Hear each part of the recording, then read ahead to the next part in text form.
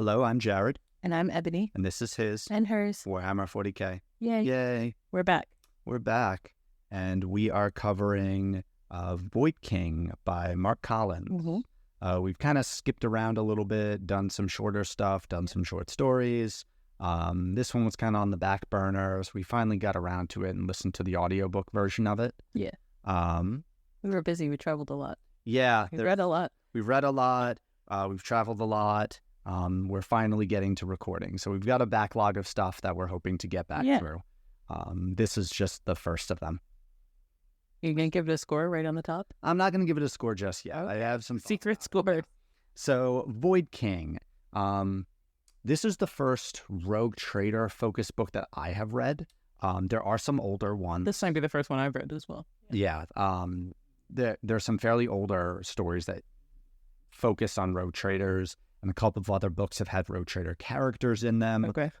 But it's rare for them to be sort of the main focus. I liked it. I like getting to know about what it's like in a Rogue Trader house. Mhm. I would say that I appreciated that.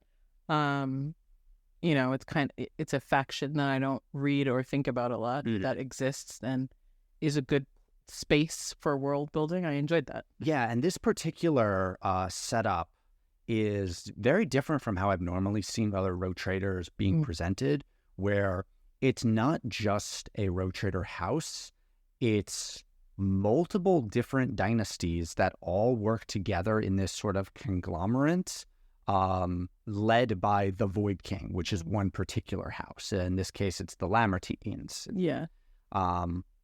Initially being led by Davos Davos Lamertine. Yeah. Davos has a son named Erastus, who is our main character. And right off the bat, he is not well liked by really anyone among the other dynasties. Yeah, no one likes him because he's got a sister, and the sister has... He had a sister. He had a sister. She died, but she was getting groomed by their father to replace him and be the head of this Rogue Trader dynasty.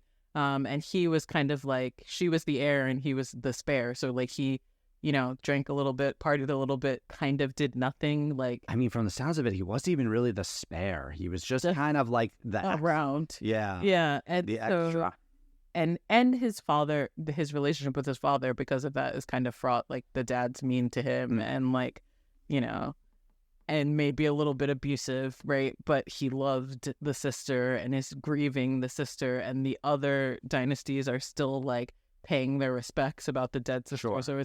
So it's hard for Erastus. But I like the setup. I think this first part of the book, which really isn't the focus of the book, it gives you like Clue, the movie vibes, right? So the father gets killed. They're having this big. Yeah, really? Yeah, I think it's the coolest part. You just skip. That is the end of the first part. Yeah, but like nothing else exciting happens in the first. I strongly disagree.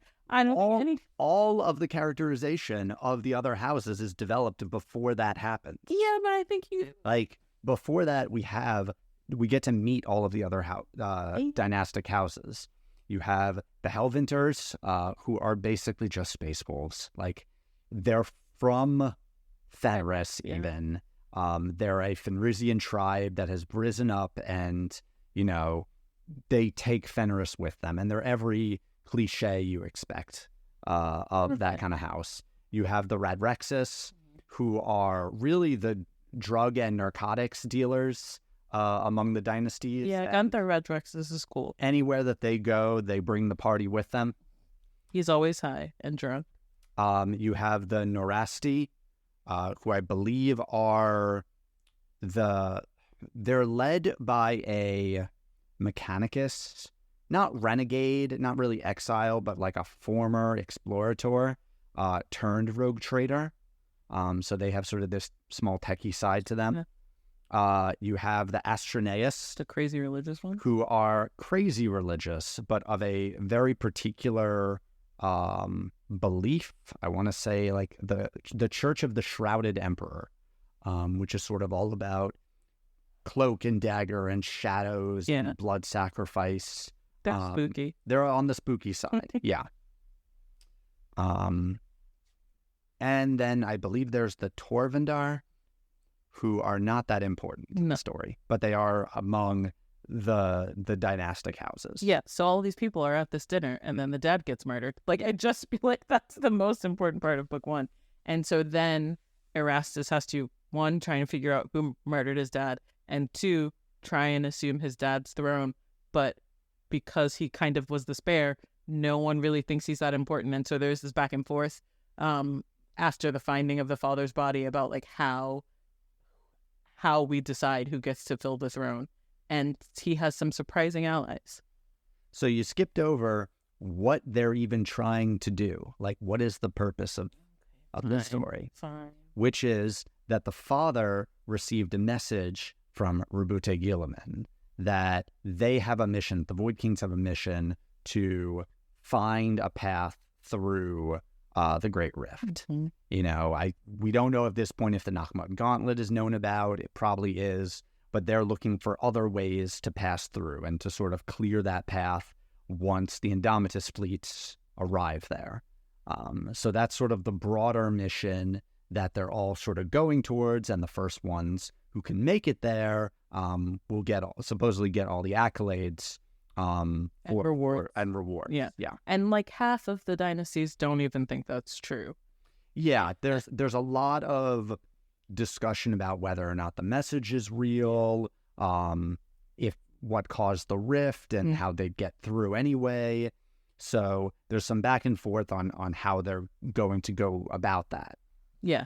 And so they have this sort of showdown where Erastus is like, yeah, I'm going to be in charge. I'm going to do this thing that my dad says. And half the dynasties are like, Guilliman has not returned. We're not buying this. And then surprisingly, the Hellvinters, who Katla gives you very murdery vibes, but she's like, yes, but she's like honorable. I would not have. So Katla Hellvinter is the current leader of the Hellvinter dynasty. She has a daughter, Astrid. The two of them plus Gunther Radrexis are really the only true allies that I'd say Erastus has for most of the book. Yeah. And so they support him sort of assuming this throne and going on this mission. Yeah. And so then there's a whole procession about, you know, preparing the fleets and getting everyone together. And then they take off. And what happens? Bad things happen. You don't remember? The Narasti betray them. Right at the start? It's pretty close to the start. Okay. I forgot that whole part. I forgot the Narasti. So there's multiple betrayals in this book. There are a lot of betrayals. Now some critique. This is where the judging happened. Yeah. There's multiple betrayals in this book, and I feel like one was okay, and the second was so blatantly foreshadowed that I desperately wished it was a red herring. Like it was just too much. It's too much. It was too obvious, and it plays out exactly how you expect it's going to happen from 100 pages earlier, and it hurt to kind of see that. Like, I really felt like that could have gone a different direction. You know, the Narastis, we expected someone to betray them. Yeah. You don't have any sort of large group organization like this in any 40K book without someone being, excuse me, traitorous. Yeah. However, because of the Narastis' betrayal, in which they basically force the Gellerfields down on the other ships and forcing them to fall out of the warp, the other houses, at least those that sort of followed along, have to find repairs. Yeah, which they do at Noaton. Kind of. So they come across this sort of half independent, half pirate, like ship facility called Noaton, that Gunther Radrexis gives them the idea of like, well, what if we just conquer it? Yeah. And at this point in my head, I'm thinking, that's stupid. Why? It was a poor plan. Why are we doing this? Yeah. Like, I guess because they didn't want to have to barter with these people, and they didn't want to give them leverage. But also they're all like half injured, half broken, and they're like, yeah, we'll just conquer this outpost and take it over. And it was like, did you think that would work? Whatever. Anyway, that is the solid, middle third of the book. Yeah. Is this conquest of Noatun and Erastus continuing to try and prove himself primarily to the Hellvinters, who he slowly develops, more of a relationship with. Yeah. And in the process of trying to conquer Noatun, Astrid gets taken. Astrid gets taken. Yeah. The leader of Noatun, whose name is escaping me, is actually I thought was an interesting character. He's sort of this crazed leader whose entire world revolves around Noatun and has slowly been integrating himself into the machinery, which you haven't read the Araman trilogy, but there's a renegade tech priest who basically does the same thing on a smaller scale with a ship, basically becoming the ship at sort of a deeper level than tech priests are allowed to achieve. I have encountered such a thing. Yes. Yeah. His character's pretty cool. They have this big fight. Astrid gets kidnapped. Katla is really upset about Astrid being kidnapped. Yes, and Gunther has to run Interference? Not interference, but like as a distraction. If you recall, he got sent to do like a whole negotiation. Oh, while they try and break her. Yeah. That was like the other memorable part for me. Okay. I did really Gunther Erastus, I really enjoyed his portrayal in the audiobook. Still could have been better. Yeah. Of all of the characters, he is probably my favorite, and I was still disappointed by it. Which brings us to the second betrayal. Yeah. So throughout the whole book, Gunther Erastus is clearly either chaos or, as we find out, gene stealers. And it's so obvious. It's so obvious. Yeah, I didn't want him to be the traitor. Like it was too obvious. And if he wasn't the traitor, it would have been such a great what's the term? Twist, lampshading, something just to say like whatever you were expecting, this wasn't. Yeah, nothing ever happened in this book that I was like, oh, that's a surprise. Yep. Yeah. That it was I really liked Gunther Erastus, so you're disappointed. He was traitor. Yeah. And you're disappointed that it was gene stealers because it's always gene stealers. It's been gene stealers a lot in many of the books that we've read lately. Yeah. There's Marc Collins. We've read Grimmer Past, which I really enjoyed. Yes. And I've read a couple of his other short stories, and we'll read Martyr's Tomb eventually. He has a certain style where his characters tend to have longer, like deep thought monologues. And for Grimmer Past, which is this film noir and gritty style crime book, I think it worked really well.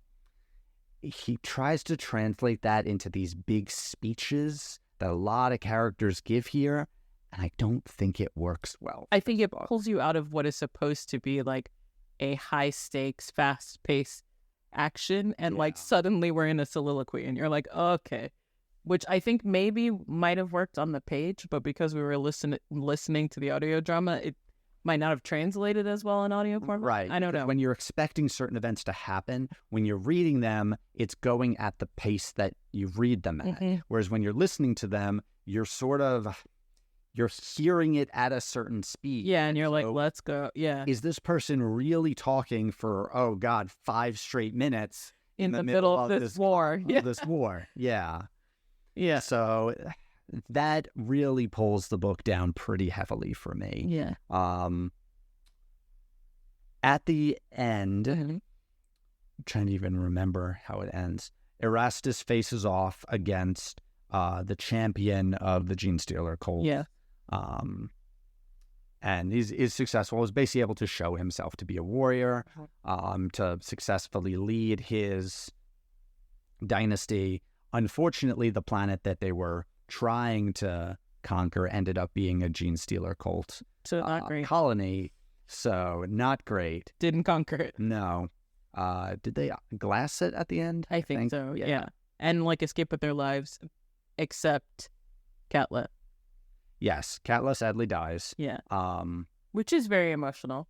Like you sort of build this relationship with Astrid because she is the one who tends to be doing the most side-by-side action with Erastus. And That's so true. We get a lot more of her character. Yeah. And I liked her, and I liked what felt like the friendship sort of relationship that they were building with like camaraderie. So watching her say goodbye to her mom had an emotional impact. Yeah. Okay. All right. That's fair. Yeah. I like Astrid. Are we up to final thoughts already, or do we have anything else? No, I think that's I it. think that was covered. I think it's actually a pretty short book. We just listen to it really slowly. That's true. Yeah. I would give it a 5.5. I would give it a 5.5. Solid 5 for sure. This is a flat 5 for me. Oh man, I was it's rare that I give a higher score. I know. I was not feeling this one. I found it very much a slog. Really, none of the characters sort of gripped me as well as I'd like. Erastus was okay. Astrid and Katla, maybe it was just me, but I felt very familiar. I couldn't differ. Like, yes, they were very much Viking tropes, but also I couldn't separate them that much. Although there was the one scene where Katla went to the sage or prophet, like the priest, and had the bones red. Yeah. And I thought that was pretty good. Yeah, I would. So if it were a short story and the shorter story were just the first half of the book, where like you get to meet all these characters, hear about all these dynasties. Erastus is sort of the forgotten son. His father gets killed, and the end is like he figures out which branch of the dynasties killed his father, and that was a complete standalone story. I would give that an 8.